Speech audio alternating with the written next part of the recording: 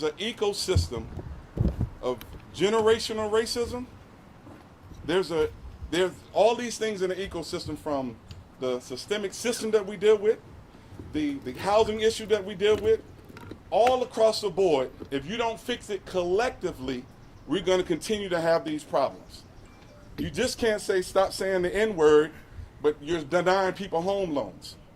We live out here in the city of Decatur. We love this community. We love the school system. I had no idea as a father that I would experience this. I worked for the DeKalb Juvenile Court for 2.5 years, and I left there because it was just heart-wrenching to see the things that came through that door. But the one thing I'm real clear about, if you do something wrong, everybody deserves to suffer the consequences for it. Trust me, that is what I'm seeing in the DeKalb Juvenile Court. I don't care who this kid is and what he said, concerns me, because I am a father who worked very hard to take care of my kids and to take care of my wife and to protect my family. So what I want to call out here is, that's a generational racism. This kid is 14, 15 years old, I don't know how old he is, but the fact that he can say something like that in 2020 lets me know from top to bottom he was raised that way.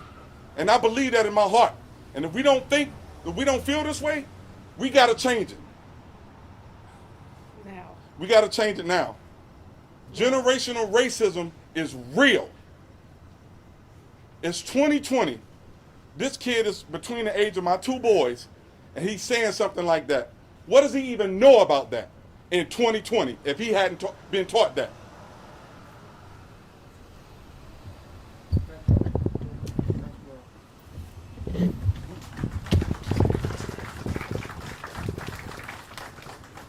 We want our students to come up, because our students have experienced it. Dax,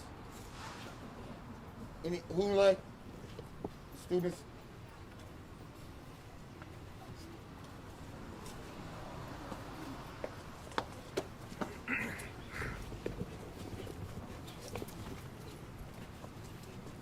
I'll go first. I'm the co-president of Black Student Union. My name is Dax Pettis. When I first saw the video, it really hurt, because right after that, I'd been researching what happened to George Floyd in Minneapolis, and just to see this with a student who goes to Decatur High School, whose parent has been very involved with our club, it really hurt. And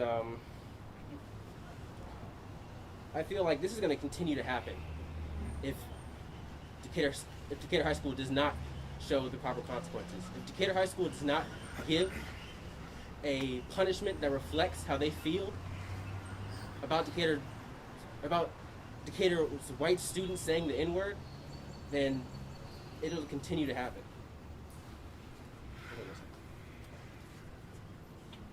Good morning, everyone. I'm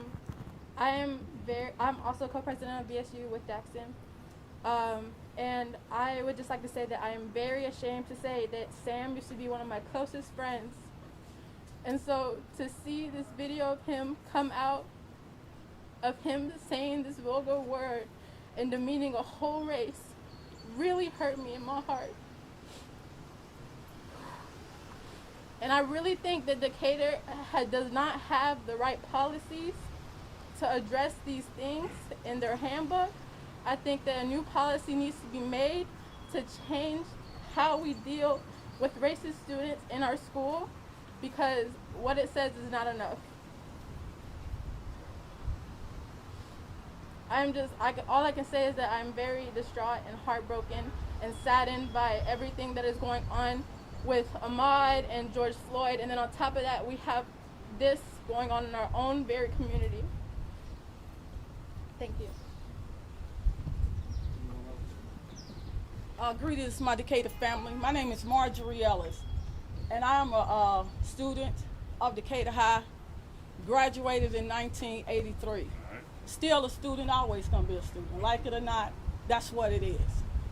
I ran track, a track star, probably got stuff still on the books over there. Coach Folks was my coach. His brother Jimmy Folks, we dated back then. That's a white family, for y'all don't know the Folks and Folks and all them. Mr. Funk was my principal.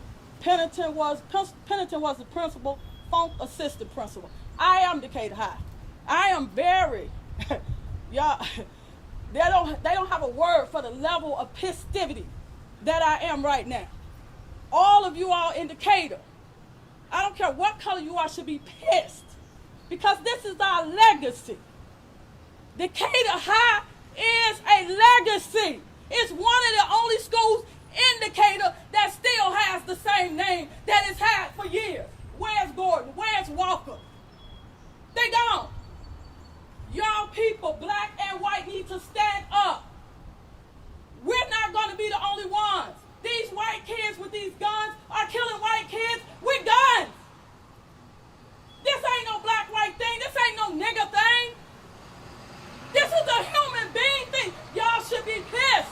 Stop staying at home. Stop letting your neighbors use the word. Check them. Y'all white folks know who's racist before we know. There's no way in hell. No way. That little white boy should have the confidence that I can record this and post it.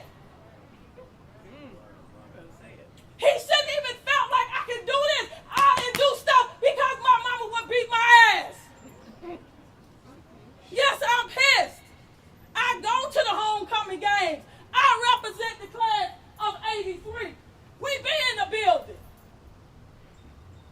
Y'all need to check this because we gonna check it if you don't. Black folks about to rise up. We don't want no race war. Do y'all want a fucking race war? Excuse my language. I'm gonna check myself. Do y'all really want a race war? Do you know how many people just died of COVID-19? Did our world really change? No. It didn't change. You got over 100,000 people who died. So what if 100,000 of us died from racism, from killing each other? Is the world gonna change? No. So what is it gonna help? We have to address our politicians. The government is letting this go on. I am a lawyer also, and I happen to know that you deter crime with punishment. Amen. The only reason I haven't robbed a bank besides my good morals is I know they gonna catch me. They gonna kill me or they gonna lock me up for the rest of my life. And as good as you are a church-going person, that's the only reason you ain't robbed it too. Punishment. We sit by and not making our politicians, people in power, do something to these people. Black, why are we allowing them to have us? We're all human. We're all on the same level. I own my house since I was 29. I have a very nice house with a camper in the back and a trailer and a Land Rover and an Expedition. I'm just like you. I graduated from Georgia State University and District of Columbia School of Law. I'm no different than any of y'all. I deserve the right to live. My nephews deserve the right to live. My nephew is an Atlanta police officer. Y'all gotta stop sitting by, being quiet while this go on. Race war ain't gonna solve it. If all of us right now kill each other right now, it's gonna go on. We have to stop it at the top. You have to start calling your politicians. Why is the police department in every state letting this go on? And let me tell you a little secret. Y'all say, oh, the black people, they're tearing up their areas. Let me tell you something. I'm from Chicago. I'm from the projects. So I got it. I'm from here to here. They don't give a damn about the stores in their community. Have you ever heard of a black person starving because the Kroger's or Safeway is closed in their neighborhood? They go somewhere else. The mindset is we don't own this anyway. But they got the attention. They got the attention now in Minneapolis, or the powers that be. So you can't tell them that don't work, that don't solve nothing. That's BS. And another thing that's BS while I'm on BS is the mayor of Minneapolis talking about, oh, we got to prosecute him. Oh, we fired these guys. It's 4 people who killed that man. If me and these 3 people decide to come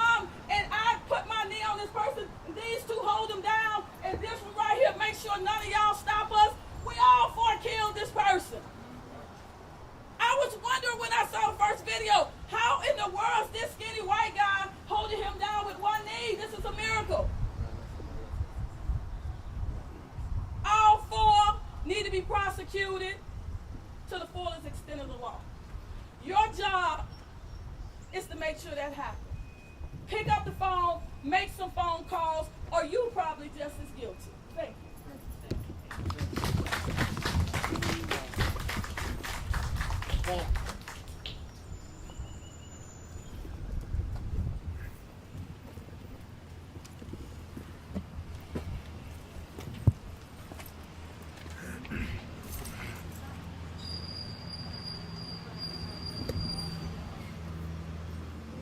My name is Paul McLennan. I'm a member of the Beacon Hill Black Alliance for Human Rights.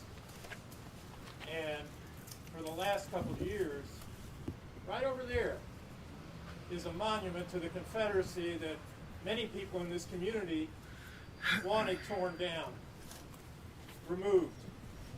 And we ran into obstacles, political obstacles.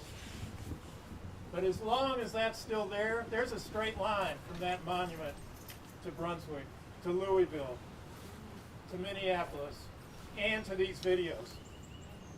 We have to address the issue, as the brother said, of systemic, intergenerational white supremacy. This is not a time for cultural sensitivity. This is a time to address the problem. Name it. We can't fix it if we don't name it. And as a retired union member from MARTA, I know what racism does. I know why it's used to divide so that a few people can make a lot of money, all the way back to slavery, and why the South is still behind. So I hope this is a teachable moment. I hope that we come up with a plan for education, for anti-racist education, that addresses the problem, that doesn't try to cover it up, that doesn't say we can hold hands and everything will be okay. We have to talk about it. We have to name it, because it's in the White House and it's in the streets. It's on the Capitol steps in Michigan. It's all over. And we need to start today.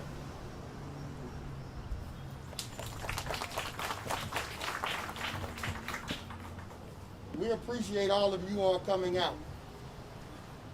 But Beacon Hill is committed to 3 things going forward.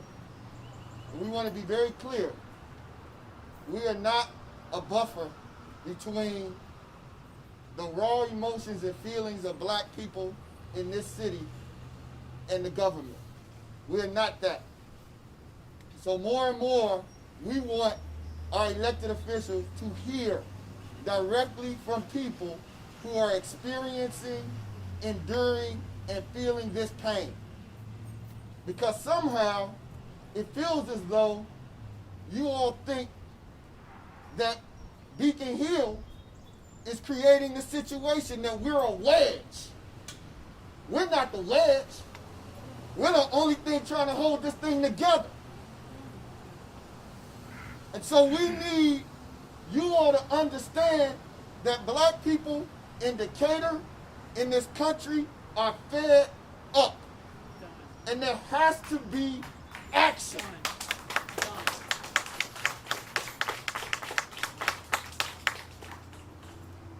So our focus is on some short-term plans, like what is going to be the commitment of the city. And we don't just see this as a school district issue. It runs deeper than the school district. The children that are coming and creating videos are coming out of homes. And then you try to lay all of that responsibility on the school system to fix what's coming out of the houses. So it's a community issue. And so what we're calling for is a commitment from the city to invest in anti-racist, white supremacist work, an investment to root it out.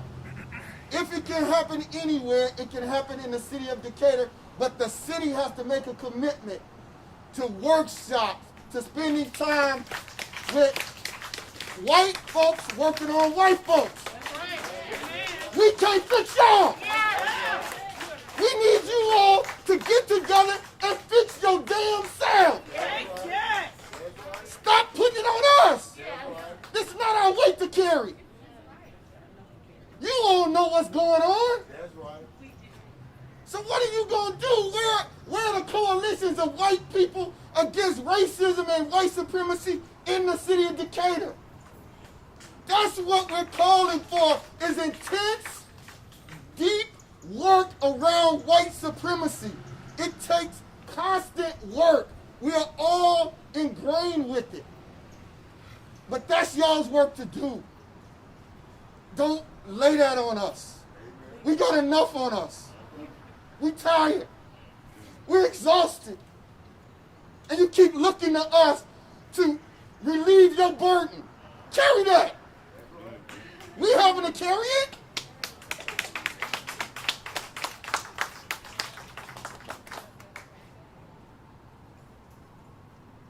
Everybody wants a quick solution. Folk calling about, will y'all accept an apology? We ain't accepting nothing. It's all of this. We want to run up and hold hands and chop it up. We need time to process, back up off us. We need time to process what we have gone through.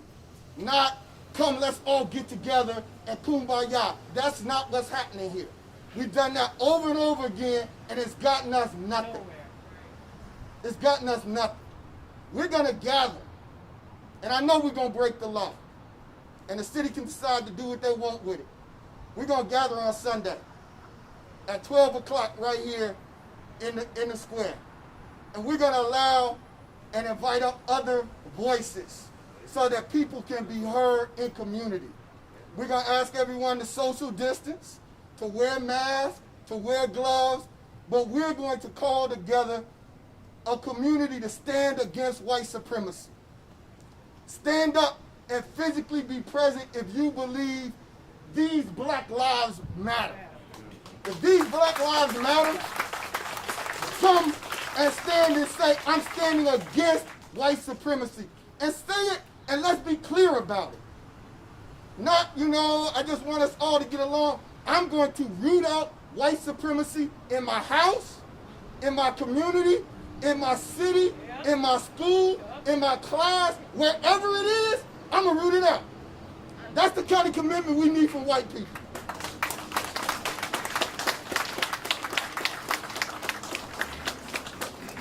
So we're asking everyone, this isn't a moment where we're trying to speak for the whole black world. We're speaking for what's happening here and what we're experiencing. We're asking you to come again on Sunday at 12 and social distance. The next piece is that we will have a virtual meeting. And we respect the fact that COVID-19 and what we're experiencing is very real. And so we will have the virtual meeting on Tuesday, and we will follow up with a town hall meeting. Because again, there are people that are not out here who need to hear directly from black people, from parents, from children, so that you can hear. They need to hear that. Because right now we know that there are folks rallying because they're so concerned about what's going to happen to the white kids who made these racist videos, all of them. They're rallying. It's just a mistake. But sister practices law, she knows. Black kids get charged as an adult starting at age 13. Go to prison. Starting at 13. So now, they just kids when they 14, 15, 16. Now, it's only convenient when it's convenient in the interest of extending white privilege and white supremacy.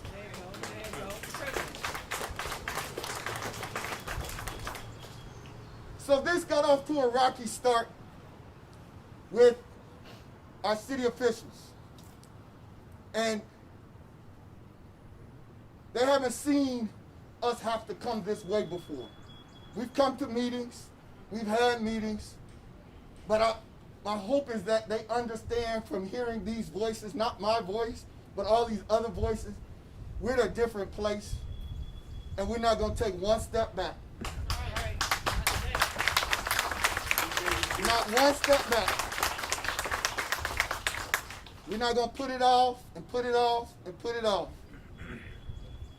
What happens will be not on us, it'll be on y'all. If we advance the ball, it will be because you all are hearing and feeling and understanding that we're not backing up, and we're coming straight ahead. And so we look forward to you all seeing you on Sunday, asking you all to be safe. We're glad that you all are here because we say this and we believe it. Folks are elected, but the power remains with the people. Power to the people! Power to the people! Power to the people! Power to the people! Power to the people! Thank you all.